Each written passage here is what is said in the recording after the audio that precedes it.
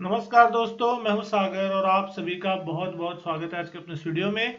आज हम बात करने वाले हैं अदानी इंटरप्राइजेस के क्वार्टर 3 के नतीजों के बारे में। कंपनी ने नतीजे पेश कर दिए। क्या नतीजों के बाद इस स्टॉक में एक रिवाइवल देखने को मिल सकता है और क्या यहां से एक बाउंस बैक जो आता हुआ दिख सकता है? कैसे रहे नतीजे समझने की कोशिश करेंगे। जो भी आंकड़े हैं सारे यहाँ पे आपको करोड़ में देखने को मिल रहा है, लेकिन सबसे पहले अगर हम बात करते हैं इनकम फ्रंट से, तो टोटल इनकम का जो आंकड़ा इस क्वार्टर में 26,950 करोड़ का आता हुआ दिख रहा है, जो कि लास्ट ईयर 18,963 करोड़ था। तो साल दर साल अगर आप देख रहे हैं तो बहुत ही शानदार बढ़त जो है टोटल इनकम में देखने मिल रही है, लेकिन क्वार्टर ऑन क्वार्टर यहाँ पे आपको दबाव देखने मिलेगा।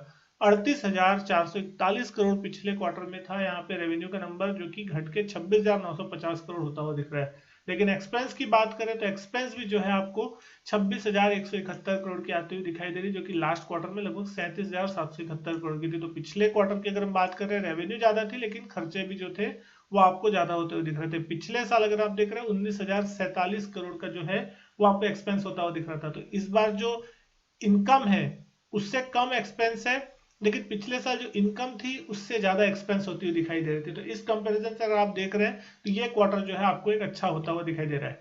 प्रॉफिट आफ्टर टैक्स का नंबर अगर हम यहाँ पे देख रहे हैं, profit for the period, profit after tax किस तरीके से नंबर आता हुआ दिख रहा है। 739 करोड़ का प्रॉफिट जो है आपको प्रॉफिट आफ्टर टैक्स देखने को मिल रहा है। वो पिछले क्वार्टर में 432 करोड़ का नंबर था। तो कहीं ना कहीं क्वार्टर ऑन क्वार्टर एक बहुत ही शानदार बढ़त है, लेकिन साल दर साल अगर आप देखेंगे तो कई गुना की बढ़त है। 1.8 करोड़ का प्रॉफिट जो था पिछले साल था वो बढ़ के 740 करोड़ के आसपास का नंबर आता हुआ दिख रहा है। यानी कहीं ना कहीं बहुत ही शानदार जो नंबर है वो यहाँ पे देखने को मिल रहे हैं। लेकिन अगर आगे ईपीएस की अगर हम बात करें, इस क्वार्टर में कितनी ईपीएस आई तो 7 रुपए 21 पैसे की ईपीएस है, जो कि पिछले साल लगभग 11 पैसे नेगेटिव थी। और 4 रुपए 5 पैसे की ईपीएस जो थी पिछले क्वार्टर में आपको आती हुई दिखाई दे रही थी। तो यहाँ पे साल दर साल क्वार्टर क्वार्टर ईपीएस में एक शानदार बढ़त जो है वो होती हुई दिखाई दे रही है।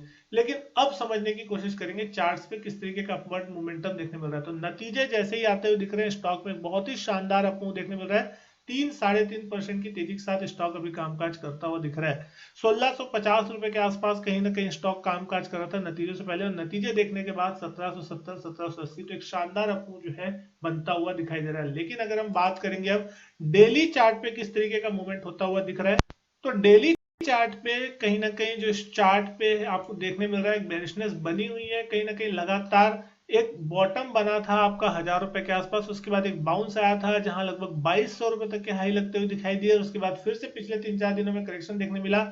आज के दिन के अगर लो की बात कर रहे हैं तो आपको 1,611 रुपए का लो लगता हुआ दिखाई दिया। फिलहाल अभी 1,760 के आसपास जो है स्टॉक कामकाज करता हुआ दिख रहा है। तो स्टॉक बहुत ही ज्यादा वोलेटाइल है, पॉजिटिव या नेगेटिव किसी भी साइड में अगर आप देखेंगे तो आपको दिन के 5 से 10% के मिनिमम मूव्स तो कहीं ना कहीं मिलते हुए दिखाई दे रहे हैं। तो ऐसे कंडीशन में इस स्टॉक में खरीदना बेचना ये कहीं ना कहीं एक बहुत ही ज्यादा मुश्किल होता हुआ दिखाई देता है आम ट्रेडर्स के, रिटेलर्स के लिए, कि 10% का अगर दिन में मूव हो रहा है तो आप समझ सकते हैं कि आपके टारगेट कब आएंगे और स्टॉप लॉस कब आएंगे, इसका आता पता भी नहीं चलता।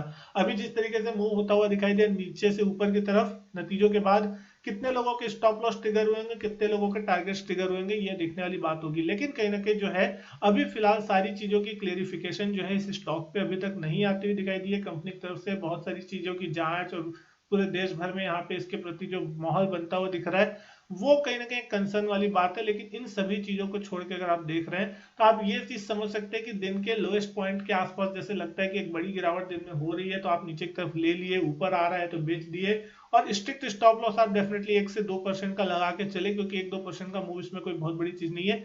इस स्टॉक में फ्रेश डाउन मूव जो है वो आएगी लगभग 1,500 रुपए की क्लोजिंग के नीचे। यानी कि अगर ये स्टॉक 1,500 रुपए के नीचे चला जाता है और 1,500 रुपए का लेवल नीचे की तरफ ये स्टॉक तोड़ देता है, तो फिर आप समझ सकते हैं कि कहीं ना कहीं क्लोजिंग बेसिस पे अभी तक इस स्टॉक ने 1500 1550 के लेवल को होल्ड किया है। तो 1550 के नीचे कहीं ना कहीं इस स्टॉक में एक आपको एक वो सपोर्ट सेलिंग देखने को मिल सकती है।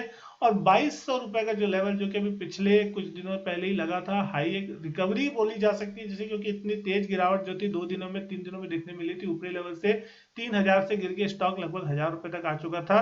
तो एक बाउंस था निचले लेवल से, तो 2,200 का लेवल अगर ऊपर की तरफ निकाल लेता है तो कहीं ना कहीं ये हो जाएगा मार्केट में कि शायद इसने अपना एक बॉटम बना लिया है और अब यहां से एक बाउंस के लिए तैयार होता हुआ दिख रहा है। लेकिन जो भी लोग ऊपर के लेवल्स पे फंसे होंगे, डेफिनेटली उनको अगर बाउंस मिलता है या उनके भाव वापस आते हैं तो निकलने की सोचनी चाहिए, ना कि कोई फ्रेश पोजीशन या फिर बड़ी एंट्री के लिए कि ये स्टॉक फिर से बहुत ऊपर चला जाएगा और सारी चीजें सही हो जाएगी। क्योंकि दोस्तों यहाँ पे आपको एक चीज हमेशा ध्यान में रखनी चाहिए, पैसे बने ना बने, लेकिन अगर पैसे डूबेंगे तो फिर वो वापस आएंगे नहीं आएंगे, इस बात के बारे में आपको सबसे पहले सोचना चाहिए। और जिस तरीके की न्यूज, जिस तरीके का कंसर्न अभी से स्टॉक पे बनता हुआ दिख रहा है, तो इतने जल्दी शायद रिकवरी हो जाएगी ये कहना मुश्किल होगा। इसलिए डाउन मूव जो है ज्यादा बड़ी आपको देखने मिल सकती है, लेकिन अप मूव ज्यादा बड़ा होगा तो वहां पे आपको ऊपर के लेवल पे सेलिंग प्रेशर देखने को मिलेगा। बाकी आपकी स्वयं की मर्जी, अपने फाइनेंशियल एडवाइजर से जरूर पूछें इस स्टॉक में ट्रेड करने से पहले, और स्टॉप लॉस लगा करके ट्रेड करें। किसी प्रकार की ट्रेडिंग या इन्वेस्टमेंट की राय इस स्टॉक पे फिलहाल तो नहीं है। उम्मीद करता हूँ वीडियो जो है आपको पसंद आई होगी। वीडियो अच्छी लगी हो तो लाइक करें, शेयर करें, चैनल नहीं किया सब्सक्राइब तो चैनल सब्सक्राइब जरूर करें। मैं आपसे मिलता हूँ अपने नेक्स्ट वीडियो में, तब तक के लिए goodbye and thank you.